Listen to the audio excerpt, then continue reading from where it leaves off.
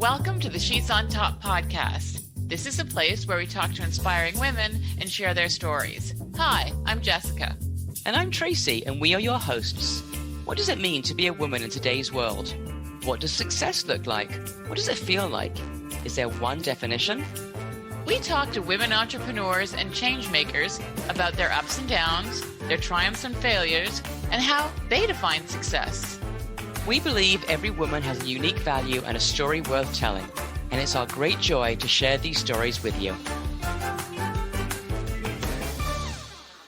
Did you know that only 2% of women are music producers? Why is that?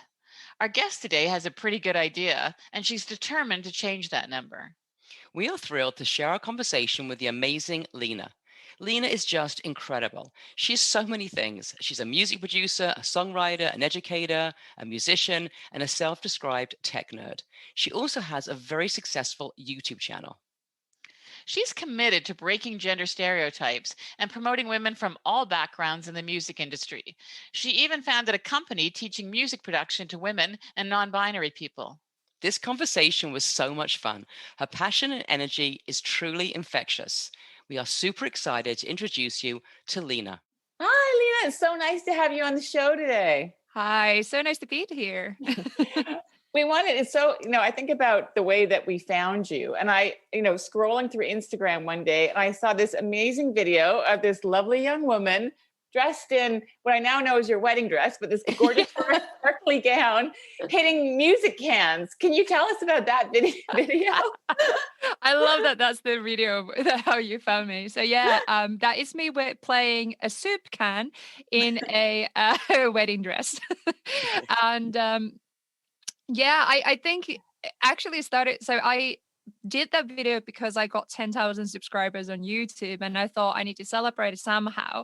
And then I was talking to my friends and I was like, yeah, I want to do something really like celebratory. And then one of my friends said, well, if you dress up nice. And then I was like, oh yeah, well, my fanciest dress is my wedding dress. So I might as well use that, because whenever can you use that another time? So, and then I thought, well, it's kind of cool to have like a female looking very feminine doing audio stuff. So then I thought, well, might as well get my boobs out and just Love that.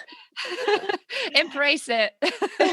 Absolutely. Well, it was super smart because you definitely got our attention. Yeah. Oh, well, there we go. So I made a song just sampling sounds from a soup can, and then just made a song out of that. It was amazing. I watched it too. It was fantastic. Can you tell our audience a little bit about what you do? Yeah, so I produce under the name LNA, and I have a YouTube channel called LNA Does Audio Stuff, and that describes what I do. I do audio stuff. So I'm a music producer, a mixing engineer, and a musician. That is like who I'm an artist in the first place, and then I do music production for artists as well as for myself, and I mix also for artists as well. But on the top of that, I'm an educator as well, so which kind of started from the YouTube channel. So I started doing YouTube tutorials, and then I became a lecturer in a university for music production for a year. And then I decided I want to be an entrepreneur. And now I've just grown my YouTube channel, and I started a company with my friend Emily, teaching music production for women and non-binary people. And then we're expanding that to all marginalized groups as well. All right. Well, we're going to address all those things. Yeah. That's a lot. It's amazing. But Anne, you left out I'm pretty sure when I heard that video that you sing. I right? sing, yeah. So I'm classically trained musician originally. So that's where kind of like I started by violin, singing lessons, music-oriented school, and music theory, orchestras, choirs. That's my childhood basically. And yeah, so then I started hating music when I was 19. I'm going to be an actress, and then now I'm a musician. So.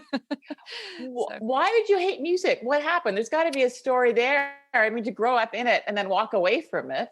Yeah, I think it's that kind of, so my mom is a musician, my brother is a musician, my mom is an artist as well. And I feel like when you grow up doing something so closely, I think and I was like literally in a music oriented school since I was 19.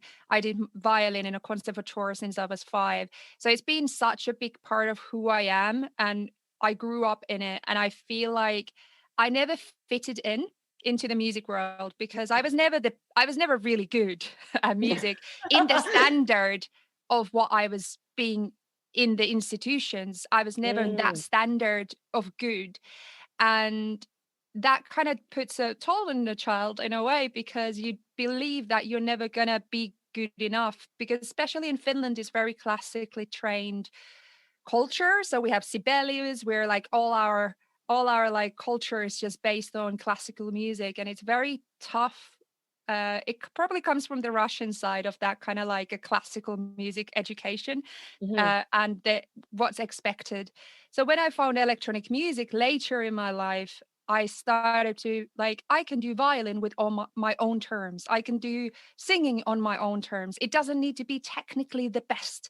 It can just be me. And I think that's why kind of it was nice to become electronic musician, because then I was like, oh, but I don't need to do all these things that people asked me to do before. But it's kind of nice that I know violin now. It's nice that I know how to sing and do all these things that I learned as a child. That makes sense. I mean, a lot of us, when we're younger, if we're told we're not perfect at it, we don't want to then go ahead and do it. So was there one moment that it switched for you? Like, was it just listening to electronic music, or there was like one thing that happened that was like, oh, I can do this. I can still, create music, but just not in the way that I was taught as a child. Yeah, I think it was. So I've been songwriting all my life, and I never stop songwriting. I still kept on songwriting. But I think when I kind of figured out that I could do this professionally was when I did find electronic music instead of being songwriter. I feel like I found studios, and I found that there was a certain amount of strength about that I loved. I loved the fact that people expected me to be singer-songwriter, and then I'm like, no. Look at my synths. Look at me in the studio. And I think there's a certain like the kind of feminism, like power, like taking that like the very masculine environment and being total control of that. It kind of really sparked something new in me, that I was very feeling like empowered by it all. And I feel like maybe that finding studios, I took in control not only like my femininity, but I also took control my musicality and how I express music. So the past and the future kind of collided together, and I think it was very empowering, taking back that power that I felt maybe a little bit powerless, being grown up in that environment where I was never like that good. I love that. And it's almost too, like you were saying when we were talking to you before too, and in this way you can bring in your tech, right? Because you like tech, right? And a lot of girls aren't encouraged in tech. You said you were a tech nerd. Yeah, like I only figured that out later though. Like I never figured out that I was a nerd before I got into music tech. And I always thought like it's because as a girl, it's never really been questioned, are you a nerd or not? And it's never like even question to answer. Like it's never been asked, and you never ask it by yourself. So then when I figured out that I actually love coding and making synths with programs. I learned soldering and making microphones, and all this stuff is so cool. Like it's so exciting. And I never realized that before I started like giving myself the permission of actually doing it. I never like realized that I could do it until I figured out that I'm actually, like I was saying, that my brothers and my dad are proper nerds. So it's even weird that I never figured it out previously, but now it's nice that I figured it out. Yeah, now you're owning the name. You're the nerd. You're owning it, right? Yeah. Oh, absolutely. Yeah. I love it. I love being a nerd. It's great. And have you met other women nerds? I know that you produce music. Are there other women that you've met who also produce music, have the same experience as you? I know you said there's like, we talked to you briefly before that there are not as many women producers as men producers. Yeah. So it's in globally, it's known that it's 2% women are music producers are women, wow. Which is a small amount. Yeah. But what I've seen after entering the industry is that I live in Northern England, and I know thousands of people locally who are women or non-male identifying people who are music producer or audio or sound design or any type of audio industry. And there's actually thousands of people. And why are they not part of the 2%? I don't know. I think because they maybe don't. I think it's confidence and not thinking that you're good enough to become a professional. You kind of always think that it's your hobby and it's your interest, but you always think that someone knows better than you. And I think that's something that I've realized is that we're much more in number who are interested in audio, and who are really good at it. But many don't take it further to become, or they become teachers. Like I was straight away asked to be a teacher because they're like, oh my God, a woman, we must get her to teach so that other people, so she can inspire others. And I'm like, wait a minute, I don't need to settle just to be a teacher. There's nothing wrong about being a teacher, but I can dream big. I want to be the next Mark Ronson or the next Pharrell Williams. I can do that as well as any boy can. I don't need to become a teacher as soon as I become a producer. So it's so interesting, that really resonates with me because my mom grew up in London, England, and she and her brother were at school, and they were both really good in art and design and had the same grades, same thing. And he was told to study to go be an architect, and she was told to be a hairdresser. Yeah.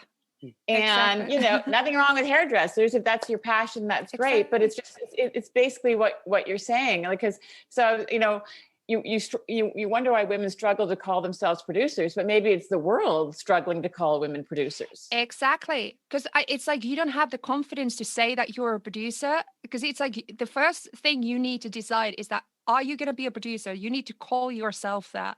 So if you just say that, oh, it's just a hobby, it's just something. No, you are a producer. If you make songs electronically and you record them, that's you being a producer. You don't need to be in a Abbey Road Studios to call yourself a producer. If you have a bedroom studio, you are a producer.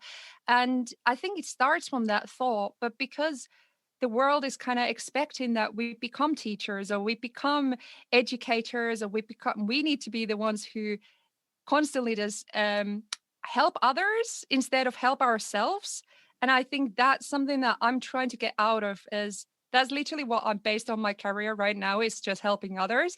But I feel like I want to be patient. I feel like my time as a producer is coming, and where I can just concentrate more to that. And right now, this is just my path of talking very loudly about that.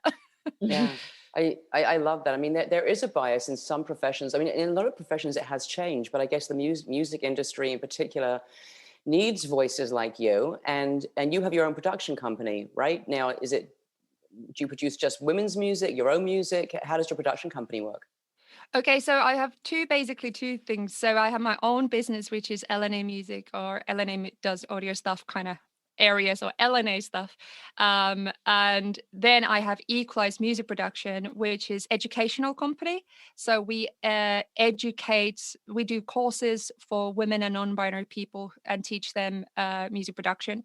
So in that Equalize Music Production is where you can come and learn, whatever age, whatever background, if you just want to learn about sound in digital format, then you are welcome to come to those courses. And they are why they are for women and non-binary people is because there's a lot of safe spaces in this world for for cis male. There's a lot of safe spaces for them to learn and ask stupid questions and be themselves, but there's not many of those spaces for women and binary people to completely feel confident and safe. And we want to give those spaces. Some people don't want to come there because they rather learn with men. Absolutely fine. But we wanted to give those spaces to those people who do not want to go and be the one person in the classroom who's a female. So as I was, or as my colleagues were.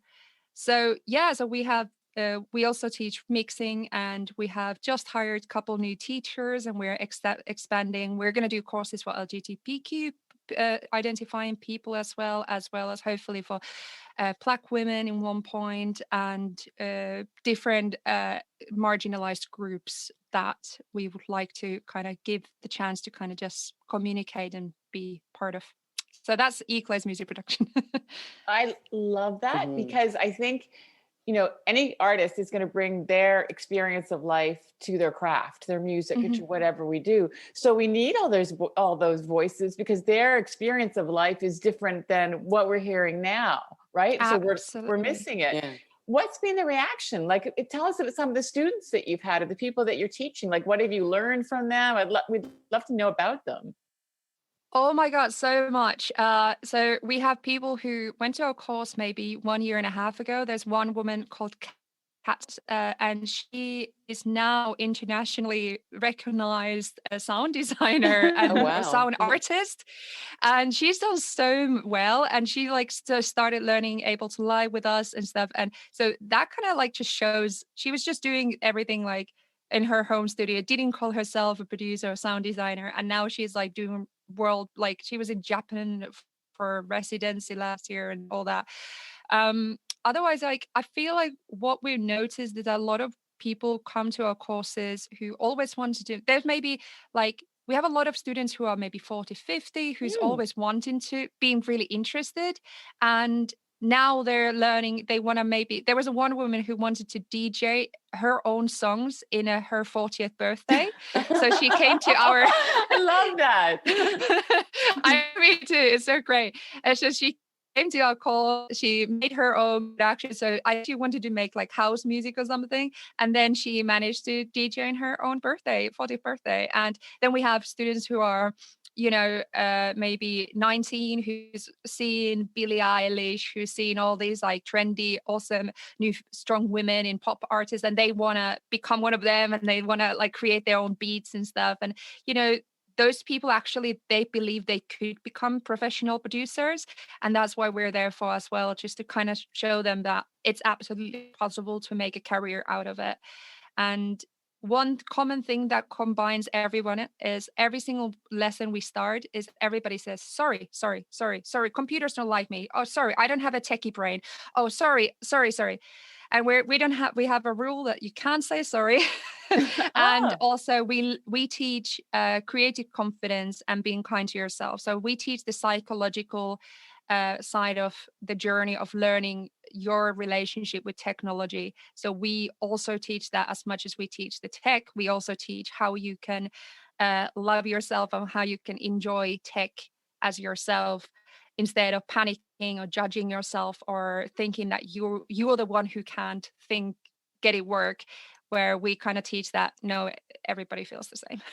You know what, I actually love that point that you're saying. And it's interesting because some people would say, well, why is this like music production just for women or people who identify as women? What about men? Aren't you excluding men? I've had, for example, my boyfriend was saying to me like, well, that's, now you're setting your side apart. Why don't you want to be inclusive? And what I'm hearing from you is that as women, we have different issues. Like a lot of women actually feel like we're not good at tech. So if you're in a safe space, you're able to say sorry and have somebody say, don't say sorry. Whereas if you were so I just absolutely love what you're doing. I think it's brilliant. And absolutely, I agree. Like, I understand the point of view if people say that, oh, I don't want to come to a female, women and non-binary people group because I feel like you're excluding. But then same time, that's what I said in the beginning, is that there's so many safe spaces for men in the world that you can feel vulnerable and you can feel uncomfortable and vulnerable. But unfortunately, why do we not have there more women in audio? Because what I see as a lecturer, I had 85 male students and I have 7 girls. When we do a course only for women and non-binary people, we are fully booked. What's the difference? Why do the women want to come to us? Why do they not want to go into the classes full of men? And I think that just gives an answer quite well. Why do we need to do this? And why the separation is still beneficial and why is it necessary? It's not what we want to do because we would like to all be equal, but unfortunately, we're not there yet. Really. Absolutely. I just want to say it's not anti-men. We've had sometimes issues with our business because we're called She's on Top, and we don't exclude men. We have a lot of men who support us, but we tell stories of women because we need to tell stories of women. So I so love what you're doing, can totally relate to what you're Absolutely. Yeah. And we think it's so important to show men that we are here, we're active. So we have a lot of events and stuff, including men and stuff, but sometimes that separation is necessary for those classes. But otherwise, we're totally including everybody. Are you a woman entrepreneur looking to grow your business? Would you benefit from being connected with a highly engaged group of women entrepreneurs invested in your success? Then we'd love you to join our community. Here you can collaborate, network, cross-promote, and feel supported, whether it's a free expert workshop or one of our fun events like our monthly hikes. You can find all the details on membership in the notes, or you can go to our website at she'sontop.com. It's so interesting because I grew up not fully in tech, but I was before I was doing this, I was a television producer, director, and it was women out there doing the directing, but the crews were men, the cameramen, the audio in it as well. And towards the end there were like one or two, but it was interesting because they also got paid more. They had unions that managed their hours, and the women on the sort of producing and the directing side didn't. So there was a lot. I was like, why is that? Like, what's going on? So I find it fascinating. I'm curious about, how do you go about teaching confidence? They come, Confidence, I feel like it needs to come from self-reflection to teach confidence. So you need to, the person teaching it needs to tell their reflection and understand. I think a person who is confident should not teach confidence. Person who is not confident should really teach confidence, because they can say, I feel that, I relate, I experience that, and together we can sympathize and we can understand where those disbeliefs come from. Because that's usually what happens with us, is that we listen to people we look at social media, we think everybody else is doing so much better than us, but only thing we need to hear, nobody's doing better than you. Nobody's having any more shit time than you. Nobody has what I mean? It's like nobody knows more than you. Only the confident people, the people in explanation, what are these marks called? Quotation marks. Quotation marks. What I've realized is that there's especially amongst men, I'm generalizing a little bit, but I feel like generally amongst men, I see a lot of people, especially in audio industry, that they say they know something. If they don't know, they still say they know it, and then they go to the toilets to Google it. Where women are more likely to say in the spot, no, I don't know, because they don't want anyone to expect anything from them to explain. So I feel like there's these behavioral things, but to be able to teach confidence, you need to realize that nobody's confident and analyze that. It's so true, because a lot of times too, people who present themselves with confidence know the least, and they can be quite, from my experience, quite dangerous, because they also don't, so they're not, because there's kind of like a wall up, and there's a fear, and they cover that fear sometimes by not being the best leaders, not being the best examples, because they don't want to be exposed. And also, the world, we all need to be asking more questions.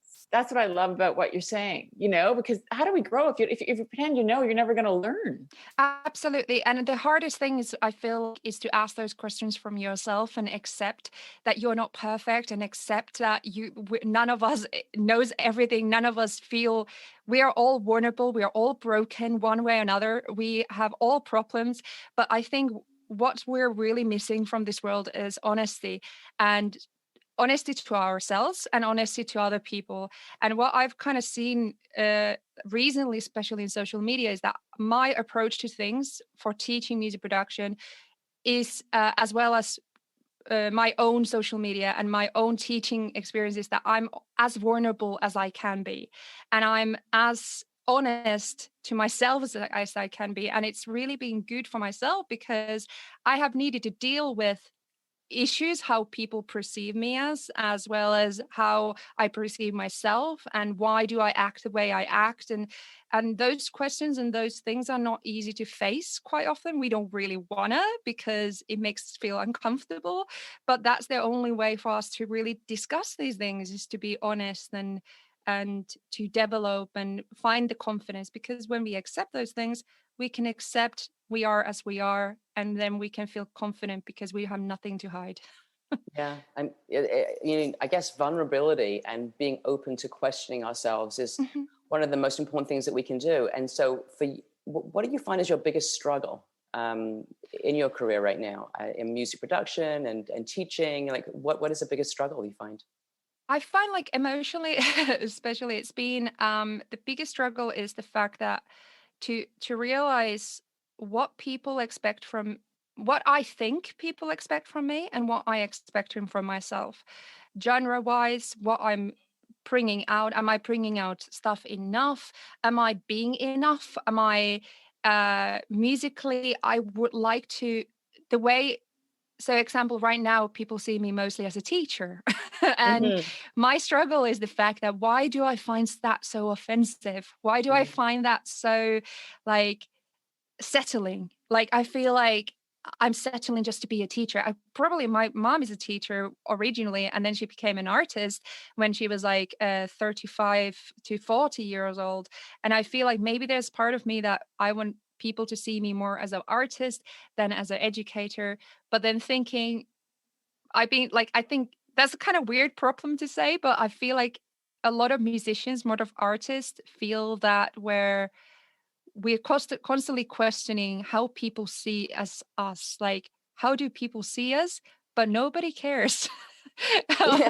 Nobody cares how they see me. I care how people see me, and that's my struggle now, to find the balance where I feel okay who I am, and I make art with the tempo, with the frequency. Like, I put my art, my music out when I feel like it.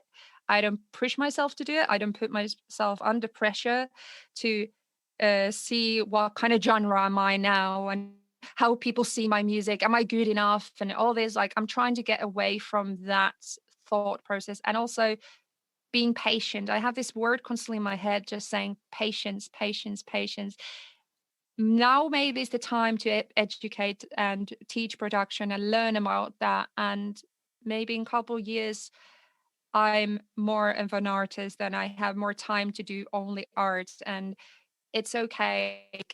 I think I'm 29. I have plenty of time to just, express who I am. God, that sounds so, like, cheesy to say that, but I think that weird answer, but maybe that's the kind of direction. It's not. I love what you're saying. I think what you're saying is that it's about the journey, right?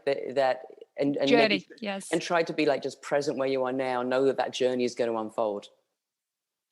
Absolutely, yeah. Like, give yourself the break. Like, it's fine, and what I'm doing and what I've done is enough. It's okay. What, like, I don't need, everybody's timeline is different. Everybody does things in different phase. Some people, do, like my mom, having her dream career and being, like, she's now 64 and she has the best career of her life and completely making herself as an artist.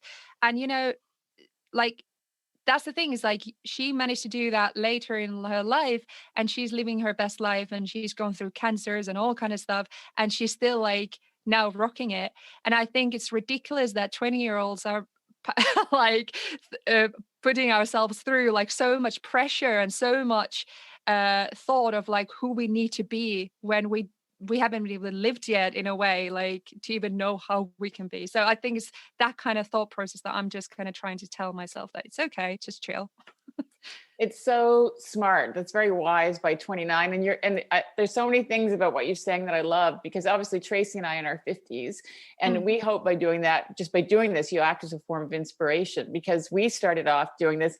We didn't even know how to tweet. Like, we went into something with, like, no technical experience, and, like, who are we? We're two middle-aged women. Who's going to want to? But you just do it. We wanted to do it, so we did it, and we thought, we'll see what happens.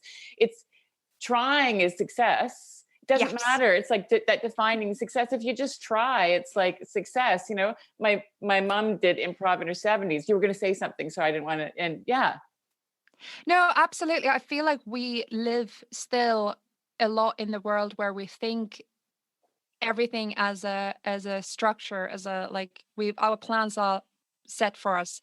So like when you're like in 20s you go to study, then in 30s you work, in 40s you are working and having a family, you need to buy a house, you need to have a car, you need to have everything. Sorry. In 50s then you need to start thinking like you start to be tired of your work, and you start to think like, okay, how do I retire? And then when you retire and then you think, okay, what did I do the things I loved? And I feel like that's something that I've seen with my mom, is like she kind of always fought that a lot, that whole system of how you've been set up. And I think that's why I've been always really scared of getting stuck in that, that wheel of doing what other people expect you to do instead of doing what you love. And I think that's why it can be hard to kind of think who I want to be constantly. It's like constant thought, like who I want to be. But at the same time, at least, I think it's never too late. It's never like, we just need to think, what do we want to do now? And nobody cares if you change your mind. Nobody cares. I think it's like, we just need to accept the fact that nobody cares if you just quit your job, you sell your house, and you just start doing whatever you love. Like nobody will, it's not going to shake the world if you do what you love. and somebody told me, which is saying that I've always loved, it said anybody who puts down your dreams, it's because they've given up on theirs. Yeah, exactly. So it's a trigger, right? So it's like, because it's true, everybody's just concerned about themselves. But I think it's so brilliant. And it's, Tracy and I was talking about that, it's almost like, to use this, it's listening to your soul as opposed to listening to your brain. Listening to your intuition as opposed to your ego telling you this is right or this is wrong. It's like, but it just listen to what you feel like you want to do. Absolutely. And I think the biggest kind of realization for me, like in the last years, is the stop asking validation from people around you that you think you care about. Like you think that their opinion matters, and especially your family, your closest friends, you think so much that their opinion matters on what you do and your ideas. And you ask, especially if you have an idea, example, I had like, oh, I'm going to do a YouTube channel. I didn't get the most positive reaction for that, because people are like, what does, like, like you're not like a 19-year-old doing vlogs, like what do you plan to do with that? And I'm glad I didn't listen to anyone, because then I wouldn't do this. And I love it. And I think stop, like, even like my husband, I should not ask his opinion. I should not ask my mom's opinion. I should not ask my friend's opinion, because in the end, they don't know anything. Like, what do they know about my ideas and my ambitions and my visions and how it's going to turn out and all that? If I believe in it, why do I ask validation from people who will probably love it when I've done it? But why do I need to ask the validation before I've kind of just done it by myself? And I don't know, I just kind of, that's been a big kind of realization for myself. It's like, just stop asking validation. And I had another point, but I forgot that. That's okay. I was going to say, actually, validation, I think as human beings, I think that's one of the hardest struggles we have, is to be true to ourselves, not look to validation from outside. And I think it's an ongoing battle. I think you have it in your 20s, your 30s, you have it in we're in our 50s. Yeah. We try really hard not to, but we all do have it. But I guess we have to wrap this up soon. But what I would like to sort of end on is a positive note. So like, what brings you the most joy from what you do? If there's one thing that's like, oh, I just love that, for like aspiring women musicians out there, what brings you the most joy? I would say actually, one thing that really keeps me going, I would say, so probably what sparks most joy is the fact when I get a message on Instagram or YouTube or something that someone started production, or they released their first single or something because they watched my video. And I don't know, there's something like freaking powerful about that. And it's just, it's crazy that someone would do that because they saw me, you know what I mean? And I think that is the reason I started YouTube, and that's the reason I started doing this, because there's not many people doing it in a very approachable way and just trying to be real, and being a female. There's not many people doing it.